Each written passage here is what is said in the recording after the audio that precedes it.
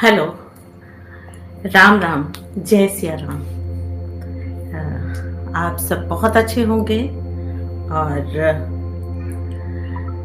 ये properly live मेरा first है अगर कहूँ तो, क्योंकि उस बार की लाइव प्रॉपर नहीं हो पाई थी, तो इसलिए मैं ठीक से उसे कर नहीं पाई थी। बट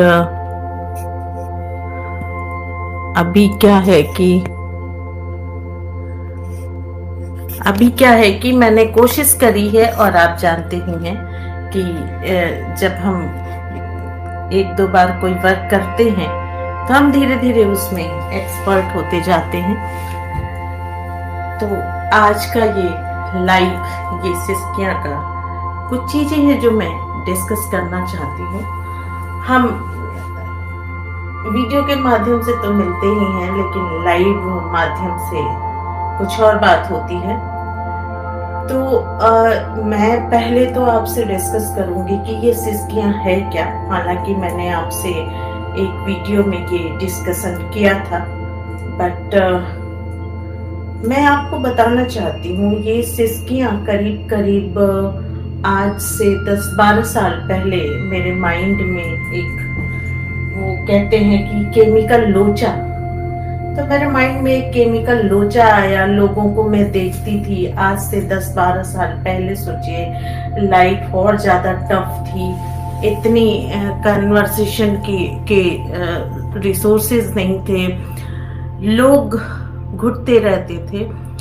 मैं आस पड़ोस, अपने गांव, या मेरा परिवार बहुत बड़ा है, उस परिवार में मैं देखती थी, तो मुझे ये महसूस होता था कि मैं जो फीमेल से बात करती हूँ, किसी से भी, वो कोई भी हो सकता है, मेरे घर का, मेरी चाची, बुआ, या फिर पड़ोस की जो भी हो, या फिर टीवी, उस समय था टीवी में कुछ सीरियल या कुछ मूवीज, जो पहले आर्ट मूवीज होती थी जिनको अवार्ड से सुशोभित किया जाता था। तो एक ये था कि जो मूवीज होती हैं वो जनरली सत्य घटना पे आधारित होती हैं, और मैं इससे एग्री हूँ कि कहीं ना कहीं से डायरेक्टर को, राइटर को इंस्पिरेशन मिलता है। देखिए, मैं एक राइटर हूँ, तो मैं जानती हूँ, मैं प्रणय की कविताएं नहीं लिखती हूँ, मैं जमीन पे उतरी समस्याओं पे कविताएं लिखती हूँ। चाहे वो भूख हो, चाहे वो औरत की मनोदशा हो, चाहे वो पुरुष का व्यथित मन हो, या किसी बच्चे के टूटे हुए सपनों की, आकांक्षाओं की का आसमान हो, या जिंदगी भर की कमाई किसी बुजुर्ग की तकलीफ उसके बच्चे हो, तो मैं उसे लिखती हूँ। तो मैं जानती हूँ कि इंस्पिरेशन कहीं ना कहीं से जरूर मिलता है। मैं स्थापित लेखिका नहीं हूँ, मैं पैसों के लिए नहीं लिखती हूँ, इसलिए मुझे छंद और कविताओं के इससे मुझे कोई मतलब नहीं है। तो जो मैंने लिखा है, जो मैं लिखती हूँ और जो मैं महसूस करती हूँ जनरली, कि जब तक आपके पास कोई प्रेरणा ना हो, वो अगर, हाँ, ये क्षमता होती कि अगर आपके पास 2 लाइन है तो आप उसे 10 लाइन में लिख सकते हैं, कई लोगों की चीजें जोड़ के। तो मैं भी इसी तरह से लिखती हूँ। तो जो पहले की अवार्ड विनिंग आर्ट मूवीज होती थी, जनरली उसकी कहानियां रियल होती थी। चाहे आप मंडी देख लीजिए, उस समय की शबाना आजमी की मूवी थी, और बाजार देख लीजिए, सुप्रिया पाठक की थी, या फिर इस तरह की बहुत सारी मूवीज थी। और कुछ अभिनेता और अभिनेत्रियां जो मंजे हुए एक्सपर्ट थे, वही, उन्हें ही डायरेक्टर कास्ट करता था, क्योंकि वो मानवीय संवेदना को, मानवीय ह्यूमन इमोशन को पर्दे पे बखूबी निभा पाता था, उस रोल में खुद को ढाल लेता था। तो जब मैं बात कर रही थी कि मैं अक्सर देखती थी, मैं क्लब वगैरह में लोगों को घंटे 2 घंटे के लिए मदमस्त होके, खुश होके एक दूसरे से मिलना जुलना, तो उन लोगों से मुझे ये लगता था कि ये बड़े खुश हैं, लेकिन मन में एक शंका होती थी कि मतलब इतना बेफिक्र कौन रह सकता है। लाइफ में कुछ ना कुछ सभी की परेशानियां हैं, लाइफ में सभी के चैलेंजेस हैं, तो ये इतने खुश कैसे रहते हैं। तो मैंने एक दो लोगों से बात करने की कोशिश की, पर शायद या तो मैं उन्हें अपनी बात समझा नहीं पाई कि मैं क्या जानना चाहती हूँ, और या तो हम हिंदुस्तानी फीमेल बहुत सी चीजें छुपा लेते हैं, हम जग जाहिर नहीं करते, तो इसलिए मुझे लगा वो बताना नहीं चाहती। पर एक चीज मैंने ये महसूस किया कि मेकअप में पुते हुए चेहरे फाउंडेशन के पीछे कुछ और हैं, और फाउंडेशन लगा करके दिखाए कुछ और जाते हैं। मेरी एक बहुत ही सुलझी हुई महिला से इस मामले में बात हुई, तो जैसे मेरे विचार थे, हमारी उनकी लंबी बातचीत हुई, तो बातों का सार यही हुआ कि तकलीफ सबको है, लेकिन करें क्या, ऑप्शन नहीं है। ऐसा नहीं है कि ये स्त्रियों के साथ, फीमेल के साथ ही है, ये पुरुषों के साथ भी है। तो उस समय बहुत समय से मेरे मन में यही चल रहा था, सिसकियां आती थी कभी कभी। एक घर में ऐसा होता है आपके, अब तो फ्लैट एकदम सटे सटे होते हैं, तो उधर अगर सुई भी गिरे तो आपको पता चलता है। पहले घर दूर दूर होते थे और ये फ्लैट कल्चर नहीं था, तो वहां पे क्या होता था कि लोगों को एक दूसरे के घरों की बातें तब तक नहीं पता चलती थी जब तक कि वो दहलीज से बाहर ना आए। तो मैंने महसूस किया था कि ये हर घर में सिसकियां हैं, हम उसे सुन नहीं पाते, हम उसे सुनना नहीं चाहते, या हम ये तो लाइफ का पार्ट है। तो वहां से मेरे अंदर एक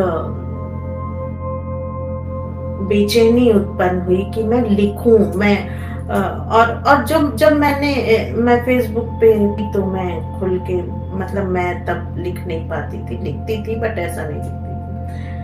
तो जब मैंने फेसबुक पे एक पेज बनाया सिसकियां, तो शुरुआत मैंने की उस दौर में जो भ्रूण परीक्षण होते थे, जेंडर टेस्टिंग, तो बहुत तेजी से था। तो मैंने जो लिखना शुरू करा था वो बेसिकली भ्रूण हत्या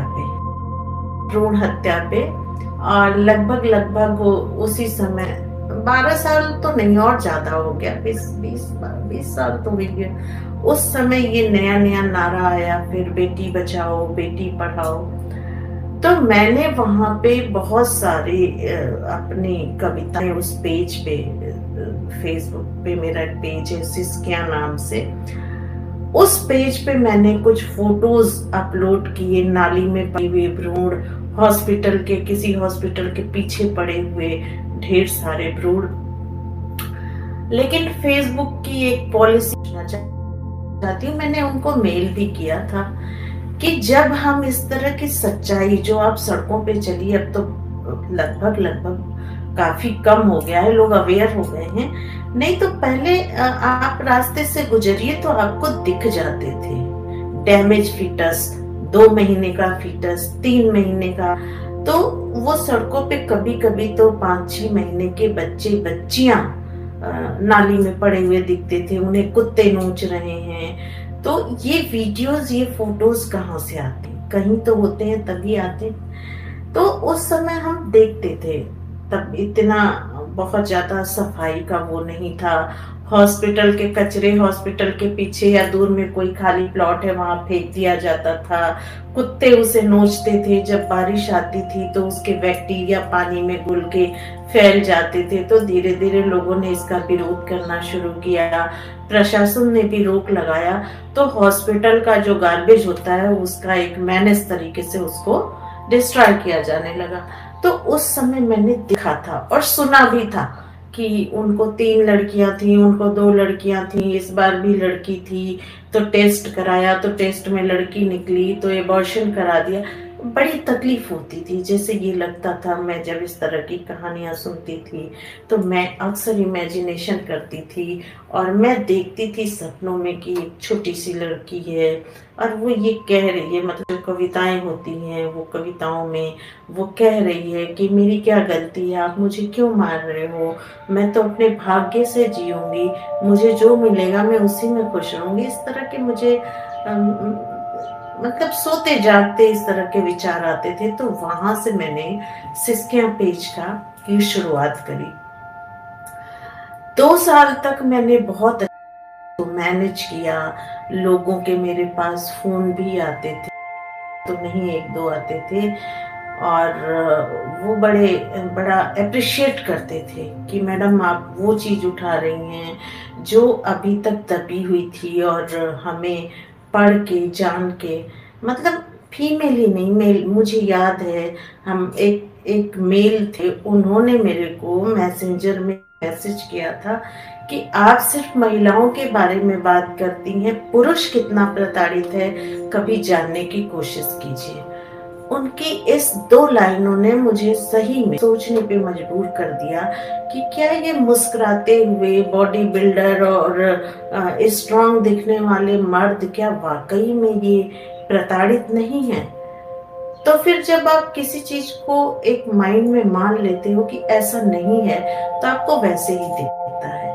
और जब आपके माइंड में एक केमिकल लोचा आता है कि ये भी हो सकता है, तो उसको लेके आपके पास 10, 12, 15, 20 विचार आते हैं। तो मेरे मन में भी आए, मैंने भी सोचना शुरू किया। 3-4 कविताएं मैंने पुरुषों पे लिखी जिसको लोगों ने बहुत अप्रिशिएट किया, और तब मुझे मालूम हुआ कि वाकई में पुरुष भी प्रताड़ित है। अब आप सोचें कि पुरुष किस तरह प्रताड़ित है। मैंने अभी 2 वीडियो बनाई है, अपलोड भी किया है। आप ये देखिए ना, कविताओं में पुरुषों को क्यों नहीं लिखा जाता, अब तो फिर भी लिखने लगे हैं, लेकिन आप पहले की उठा करके देख लीजिए, चाहे जयशंकर प्रसाद की 12मासा हो, उसमें विरह है, सिर्फ नायिका का वर्णन है। नायक क्या विरह नायक था, विरह सिर्फ नायिका को ही होता है क्या? सौंदर्य सिर्फ नायिका में ही होता है? देखिए, मैं एक पेंटर हूँ तो मुझे मालूम, हमें सिखाया जाता है जब हम पेंटिंग करते हैं, जो आंखें एक महिला की होती हैं, अगर नॉर्मल भी है तो हम उसको पेंटिंग के माध्यम से उभार के बड़ी खूबसूरत दिखाते हैं, लेकिन मेल की आंखें बनाने में बहुत ज्यादा मेहनत लगती है। आप ऐसे भी देख लीजिए कितना इजी है एक फीमेल की को पार्लर में जाके, और जो उसके कमियां हैं उसको मेकअप से छुपा दे, जो उसकी क्वालिटीज है फेस में उसको मेकअप से उभार दे, तो वो सौंदर्य परख हो गया। लेकिन क्या लड़के नहीं हैं, मेल नहीं है क्या? हमारे भाई या हमारे हस्बैंड या हमारे पिता या हमारे इन लॉज, आप पुरुषों को देखिए। दिक्कत ये है कि हम महिलाएं अगर पुरुषों को ध्यान से देखेंगी तो बड़ी दिक्कत हो जाती है। लोग कुछ का कुछ कहने लगते हैं, वो समझते नहीं है, क्योंकि उनके दिमाग में एक महिला और पुरुष के बीच क्या रिश्ता हो सकता है, सिर्फ एक ही रिश्ता उनको पता होता है और कुछ नहीं। एनीवे, तो उन्होंने मेरी थोड़ी सोच का दायरा बदल दिया, और तब मैंने ऑब्जर्वेशन किया। आप जानते हैं, मैंने कई बार जिक्र किया है कि मैं बनारस से हूँ, तो बनारस में मैंने ये देखा, एक एरिया है, 80 घाट है, या बंगाली टोला है, या 1-2 और जगह हैं। आप वहाँ देखेंगे तो सुबह के टाइम आप देखेंगे तो वहाँ की गलियों में, वहाँ के विधवा आश्रम में महिलाएं दिखेंगी बहुतायत से। कहते हैं काशी में राण और साण, यानी विधवा और हर गली में दिखती हैं, और ये फैक्ट है। तो क्या उन विधवाओं का अंदर से क्रंदन नहीं है? कहीं तो है। अगर उनका पति इस दुनिया में नहीं रहा तो उसकी क्या गलती है? आप किसी से पहले ही मरने से पहले ही मार देते हैं, उसके पास भी तो जिंदगी है। मैं ये नहीं कहती हूँ, ये जो धारणाएं हैं कि विधवा हो गई तो उसको ये खाना दो, ये करो, नहीं तो उसका मन भटकेगा, देखिए, भटकने वाला मन कहीं भी भटकेगा, ना भटकने वाला मन आप कितना भी 20, 25, 30, 100 सुंदरियों के बीच में एक मर्द को डाल दीजिए, अगर वो उसका कैरेक्टरिस्टिक है, वो भटकने वाला नहीं है, तो उसको कोई फर्क नहीं पड़ेगा फीमेल के साथ। और फीमेल तो वैसे भी संस्कारों में पले बड़े बंधे बंधे पलती बढ़ती है, तो ऐसा नहीं है। ये एक मेल डोमिनेटेड सोसाइटी की बातें हैं। तो वहां से इस सिस्किया नाम के फेसबुक पेज का मैंने आरंभ किया। बीच में कुछ प्रॉब्लम हो गई तो उस पेज से मैं थोड़ा सा ध्यान हटा दी। और सच्चाई ये है सोशल मीडिया पे कि जनरली लोग अश्लील पोस्ट, कॉमेडी पोस्ट इस पे तो आते हैं, लेकिन जो नंगा सच है, जो समाज की समस्या है, उस पे कोई बात नहीं करना चाहता। ये सबसे बड़ी प्रॉब्लम है। अब मैं एनजीओ की बात करूं, क्योंकि मैंने अगर कुछ लोगों से बात करी तो उनका ये कहना था कि इसमें माथापच्ची कौन करे और तुम्हारे पेज से क्या होगा। आप जानते हैं हमारे हिंदुस्तान में खासकर फीमेल या मेल कोई भी, जब आप कुछ लीक से हट करके दिमाग का इस्तेमाल करके काम शुरू करते हो तो लोग आपकी टांग खींचते हैं। इससे क्या होगा, इससे क्या कर लोगे। अरे भाई, आपने कहानी सुनी है कि नहीं, कि जब आग लगी थी, एक चिड़िया अपने चोंच में पानी लाके डाल रही थी और उससे लोगों ने पूछा कि तुम्हारे इस पानी से क्या होगा, तो उसने क्या जवाब दिया, कम से कम कल लोग ये तो कहेंगे कि मैंने प्रयास किया।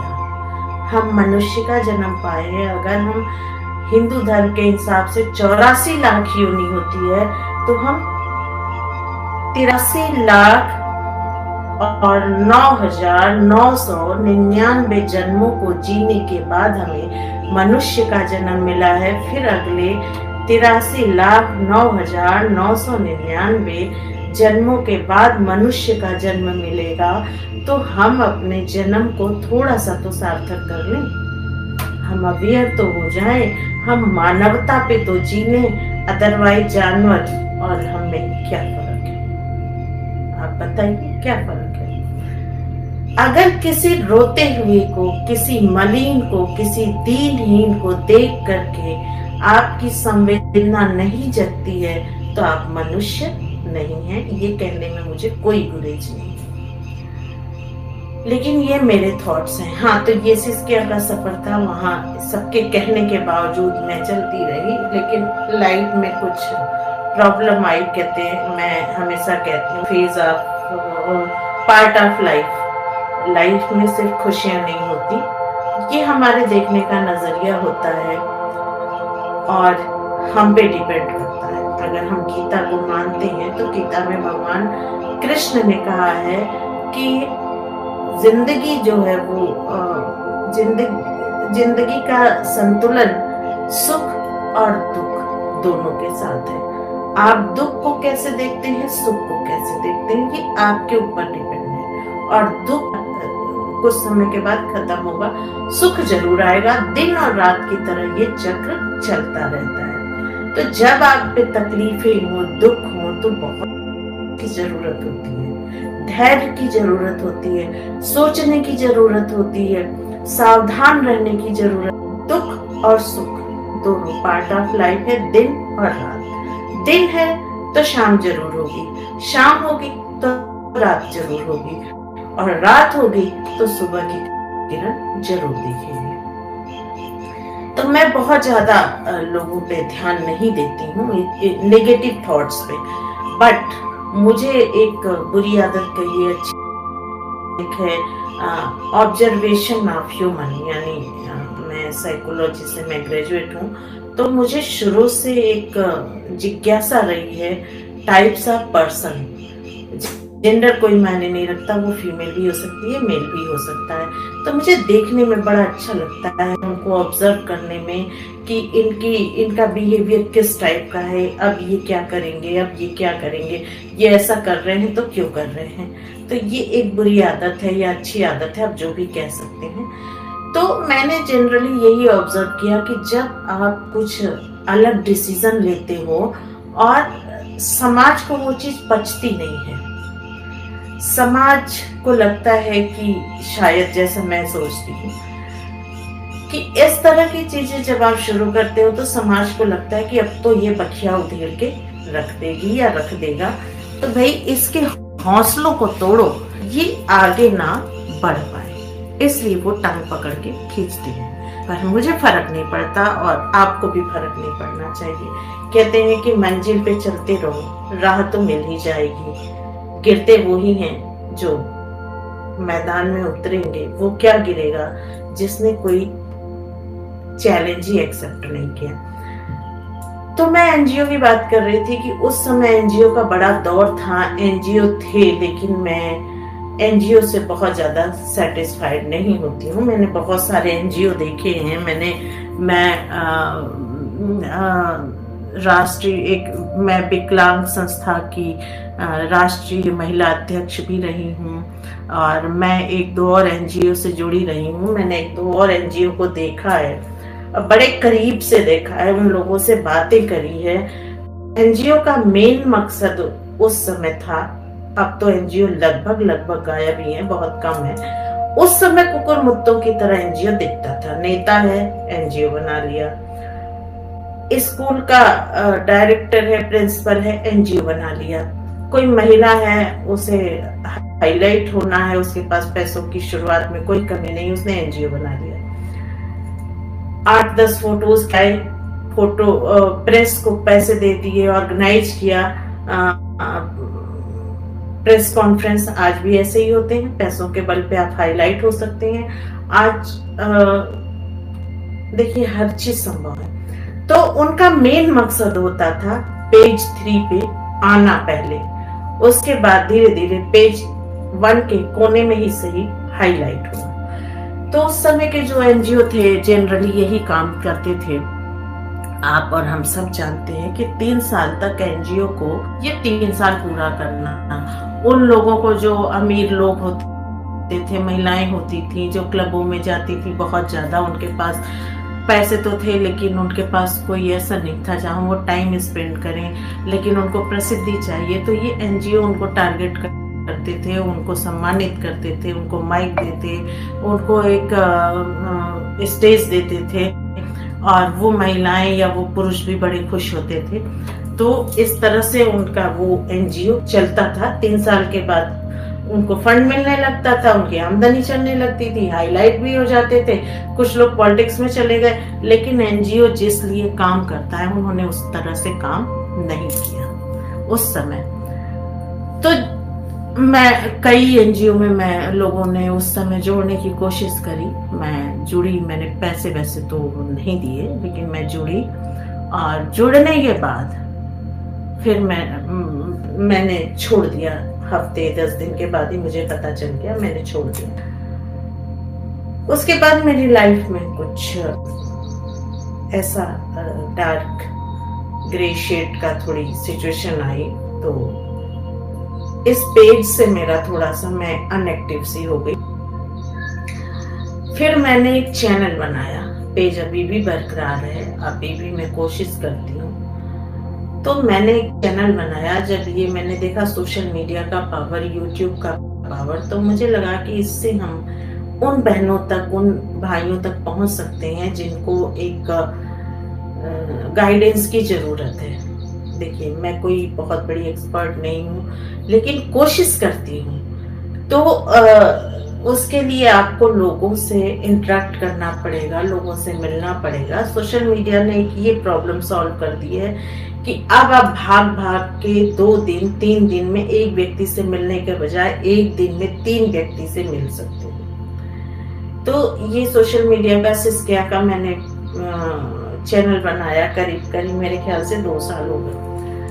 तो कुछ समय इसको मैंने हैंडल किया, लोगों के अच्छे रिस्पांस मिले, बट उसके बाद फिर यहाँ पे मैं थोड़ा सा अपने पर्सनल प्रॉब्लम में हो गई। अभी मैंने इसे फिर से शुरू करा है और मुझे बड़ी खुशी है कि मुझे अभी शायद 1 महीना हुआ होगा रीस्टार्ट किए, या 1 महीना नहीं हुआ होगा, नियर अबाउट 1 मंथ हो रहा होगा। पर मुझे आप लोगों का प्यार मिल रहा है और मुझे बड़ा अच्छा लगता है कि आप देखिए, अगर कोई परेशान है और कोई उसकी बात वो चाहता है कि मेरी बात कोई सुने, लेकिन आज के डेट में आप किस पे भरोसा कर सकते हो? आप किसको अपनी बातें सुना सकते हो? कोई भरोसा नहीं है ना कि आप जिससे बातें कर रहे हो, आप अपना समझ के बातें कर रहे हो। आज के डेट में मैं सही बताऊं, मरहम कम नमक ज्यादा रखते हैं लोग। तो किसी से अपनी सिचुएशन शेयर कीजिए तो जान के समझ के तो शेयर कीजिए, ऐसा ना हो कि आपको लेने के देने पड़ जाए। आप समझ रहे हैं मैं क्या कह रही हूँ? क्योंकि लोग असंवेदनशील हो गए हैं, उनके अंदर की मानवता खत्म हो गई है। मैंने देखा है कि कभी कभी क्या, जनरली आज सेल्फी के ट्रेंड में लोग कुछ ऐसा देखते हैं तो मदद के लिए नहीं जाते हैं, वीडियो बनाने लगते हैं। भाई वीडियो भी बनाओ, लेकिन कम से कम इंसानियत के नाते किसी मरते हुए को अगर आप उसको बचा लेते हो, देखो हम और आप बचाने वाले कोई नहीं है, ईश्वर किसी एक को चुनता है। तो ऐसा क्यों ना हो कि आप हो, आप कुछ मत करो, एक एम्बुलेंस को कॉल तो कर दो। ये भी लोग नहीं करते, तुरंत वीडियो बनाने लगते हैं और वहां पे मुझे असंवेदनशीलता दिखती है।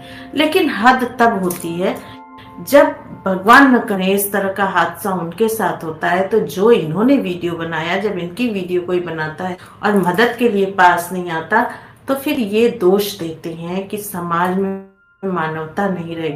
मैं तो पूछती हूँ कि भाई जरा पीछे मुड़ के देखो, आपने कितने लोगों के प्रति मानवता दिखाई? मैं आपको एक वाकया बताऊं कि मैं कनॉट प्लेस गई हुई थी, तब मैं दिल्ली में थी। कनॉट प्लेस गई हुई थी, शाम रहा होगा, और मैं साइड में बैठ के मैं देख रही थी। मैं जनरली ऑब्जर्व करती हूँ, तो मैं देख रही थी। तभी मेरी नजर, मैं इस साइड बैठी थी, अपोजिट साइड जमीन पे बैठे हुए एक विकलांग व्यक्ति पे मेरी नजर गई, जिसके दोनों पैर शायद खराब थे, और वो बैठ के मुस्कुराते हुए से वो सबको देख रहा था। वो सबको देख रहा था। मैं उसको थोड़ी देर तक देखती रही और फिर मुझसे रहा नहीं गया। फिर मेरे हाथ में कोल्ड ड्रिंक की बोतल थी, मैं उस साइड गई और मैं जमीन पे, वो बैठा था, मैं भी जमीन पे पंजों के बल बैठ गई और मैंने उसको वो बोतल दिया। उसने कहा, वो रहा होगा 40-42 साल का, उसने कहा दीदी मुझे ये नहीं चाहिए। तो मैंने कहा फिर आप यहाँ क्यों बैठे हो? मैं जानना चाहती हूँ कि आपके फेस पे एक सेटिस्फेक्शन वाली स्माइल है, तो ऐसा क्या है जो आप यहाँ बैठे हो? तो उसने बताया कि ये जो सामने यहाँ पे एक होटल है, मैं वहाँ काम करता था और मेरे पैर खराब हो गए किसी बीमारी के चलते, तो मैं यहाँ पे बैठा रहता हूँ। और मैं, ऐसा नहीं है कि मैं भीख मांगने के लिए बैठा हूँ। मैंने कहा देखो, यहाँ पे जनरली इस तरह से कोई बैठता है तो लोग यही सोचते हैं, और संवेदना के मारे कुछ करें ना करें, कुछ लोग ऐसे होते हैं जो पैसे दे जाते हैं। बोला बिल्कुल आप सही कह रहे हो, लेकिन मैं सिर्फ लोगों को देखता हूँ और देख के मैं खुश होता हूँ। वो होटल मुझे देखता है, मुझे वो चीजें याद आती हैं। तो मैं उससे बैठ के करीब 15-20 मिनट तक मैंने उससे बातें करी, मैंने उसके साथ सेल्फी ली, और इस पे वो इतना खुश हुआ, इतना खुश हुआ। उसने कहा कि दीदी आज तक लोग आते तो हैं, मुझे पैसे दे के चले जाते हैं, मैं उनके पैसे मना कर देता हूँ, लेकिन कोई मुझसे 2 मिनट को बात करने का उसके पास टाइम नहीं है। आप यहाँ पे आई, आपने मेरे साथ बातें करी और मैं बहुत अंदर से खुश हुआ। उसने मुझे बड़ी बड़ी दुआएं दी, बहुत सारी दुआएं दी। और कहने का मतलब मैं आपसे ये शेयर करना चाहती हूँ कि आज के डेट में किसी की तकलीफ सुन लेना, और उस तकलीफ को अगर आप दूर कर सकते हैं तो दूर करिए, अदरवाइज आप सुन भी लीजिए तो उस व्यक्ति को 50% रिलीफ मिल जाता है सही व्यक्ति को अपनी बात सुनाने का। और आज के डेट में अगर रिश्ते खराब हो रहे हैं, रिश्ते कमजोर हो रहे हैं, तो उसका मेन कारण है कि आपस में कन्वर्सेशन, बातचीत नहीं हो रही है। या तो एक व्यक्ति के पास टाइम नहीं है, या तो उसके पास पेशेंस नहीं है। वो अलग तो हो सकता है लेकिन आपकी बात नहीं सुन सकता। ये सबसे बड़ी विडंबना है, ये समाज की सबसे बड़ी कमजोरी है। अदरवाइज हमारे साहित्य में है, हमारे इतिहास में है कि दुनिया की कोई भी प्रॉब्लम ऐसी नहीं कि आप उसको सुलझा न सके। बातचीत सबसे बड़ा हथियार है तकलीफों पे कुठाराघात का। तो मेरा मेन मकसद था आपसे रूबरू होने का, यही कि मैं कुछ थॉट्स आपसे शेयर करूं। देखिए, वीडियो में दिखाना, बातें करना अलग बात है, और हम कितना भी कह लें कि हम विकसित हैं, ठीक है, हमारी सिचुएशन पहले से अच्छी हो गई है, लेकिन जो मुख्य समस्याएं हैं प्रताड़ना की, महिला प्रताड़ना या पुरुष प्रताड़ना की या बुजुर्ग प्रताड़ना की, वो अभी बनी हुई है, कुछ परसेंटेज कम हुए हैं। विकास के नाम पे लड़कियों, महिलाओं, औरतों के कपड़े छोटे हुए हैं, सोच नहीं बढ़ी है। वो कपड़े छोटे पहन के जाती हैं, वो आपके ऊपर दोष मढ़ती हैं कि सोच, गंदगी आपकी सोच में है। क्योंकि ठीक है, गंदगी सोच में है, लेकिन आपको करना जरूरी है क्या? आप घर में चाहे जैसे ज्यादा है, हम हिंदू धर्म वाले हैं, हम सनातनी हैं, हमारा सनातन धर्म है, कहीं भी नहीं कहता कि आप बदन की नुमाइश करो। जिस तरह से आप महंगी चीजें अलमारी के लॉकर में रखते हो, बैंक के लॉकर में रखते हो, कई तालों के अंदर रखते हो, उसकी सुरक्षा करते हो, तो ये एक जो महिला होती है, जो लड़की होती है, वो घर की इज्जत होती है। तो आप क्यों नहीं मर्यादा में रहना चाहते? मेरी इस बात पे बहुत हो सकता है आलोचनात्मक टिप्पणियां आए कि एक तरफ तो मैं सिस्किया के माध्यम से महिलाओं के सशक्तिकरण की बात करती हूँ और दूसरी तरफ ड्रेस पे उंगली उठाती हूँ। मैं पूछना चाहती हूँ कि ड्रेस पे उंगली क्यों ना उठाऊं? ये हमारी सभ्यता और संस्कृति कहाँ से हो गई? आपने जब जरूरत समझी, समाज में विकास हुआ, घूंघट प्रथा सही नहीं थी, घूंघट हटा, 5 मीटर की साड़ी में प्रॉब्लम होती थी, साड़ी हटी, तो आप चाहे जींस और कुर्ती पहनो, जींस और टॉप पहनो, चाहे आप सूट पहनो कंफर्टेबल तरीके से, लेकिन एकदम छोटा सेंटर पॉइंट ढकने तक के कपड़े, 2 पीस पहन के अगर आप मेट्रो में निकलते हो, पे निकलते हो, लोग आपको देखते हैं, घूरते हैं, तो आप कहते हो कि इनकी सोच गंदी है, इनको सोच बदलना चाहिए। कहाँ से सोच बदलना चाहिए, मैं ये पूछना चाहती हूँ। एक इमेजिनेशन कीजिए कि जितने मर्द हैं, कि मर्द को तो एक तरह से क्या, जैसा आप समझते हो, अगर सारे मर्द 1 पीस में घूमने लगे, हाँ बिल्कुल 1 पीस में घूमने लगे, तो क्या आप उनको नसीहत नहीं दोगे? आप अभी तो कहोगे कि नहीं, लेकिन सारे नसीहत देंगे। जबकि मर्दों के आधे कपड़ों से कुछ फर्क नहीं पड़ता, महिलाओं के छोटे कपड़ों से परिवार के संस्कार और सारी चीजों पे फर्क पड़ता है। एनीवे, हम आजाद हिंदुस्तान के लोग हैं, हम बोलने की आजादी है, पहनने की आजादी है, खाने की आजादी है, तो रहना चाहते हैं वैसे रहिए, लेकिन जो चीजें मुझे गलत लगती हैं वो मैं सिस्किया के माध्यम से आपसे जरूर डिस्कस करूंगी।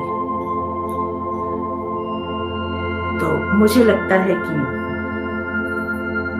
आज का ये लाइव सेशन परफेक्ट डिस्कस करना चाहती थी, जो मैं वीडियो में नहीं कर पा रही थी, वो मैंने आपसे किया और मुझे अच्छा लगा, मुझे सुकून लगा। हो सकता है आपको भी अच्छा लगा हो या जैसा लगा हो। मैं आपसे रिक्वेस्ट करती हूँ कि आप कमेंट में मुझे जरूर बताएं, आपका कोई सजेशन हो तो बताएं, आपके आसपास इस तरह की कोई किस्से हो, सच्ची घटना हो, आप चाहें तो वीडियो बना के भेज सकते हैं। अगर कोई ऐसा है जिसकी कहानी इंस्पिरेशन भरी है, आप उसकी वीडियो बना के मुझे भेजिए, या फिर आप मुझसे एक बार कांटेक्ट कीजिए, मैं आपसे बात करूंगी, मैं आपकी मदद करूंगी और उनके उस घटना से, उनकी आप बीती से हम लोगों को अवेयर करने की कोशिश करेंगे। तो आप हमारा साथ दें, हमारे साथ रहें। सिस्किया सिर्फ मेरा नहीं, हम सबका एक वो मंच है जिस पे हम इस तरह की चीजें डिस्कस करते हैं। हो सकता है समय के साथ हम कुछ लोगों को संबल, सहारा भी प्रदान करें। मेरा सहारे का मतलब सिर्फ पैसों से नहीं है। देखिए, आप किसी को एक बार पैसा देके मदद करते हैं, सिर्फ एक बार देते हैं, लेकिन अगर आप उसे समर्थ बनाते हैं पैसा कमाने के लिए, स्ट्रॉन्ग सॉरी, तो वो उसकी जिंदगी बदलता है। तो आज के लिए इतना ही। राम राम, जय सिया राम।